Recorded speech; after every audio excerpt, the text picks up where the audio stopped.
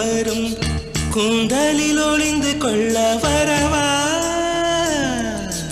என் கூந்தல் தேவன் தூங்கும் பள்ளி அறையா அறையா மலர் சூடும் வயதில் என்னை மறந்து போவதுதான் முறையா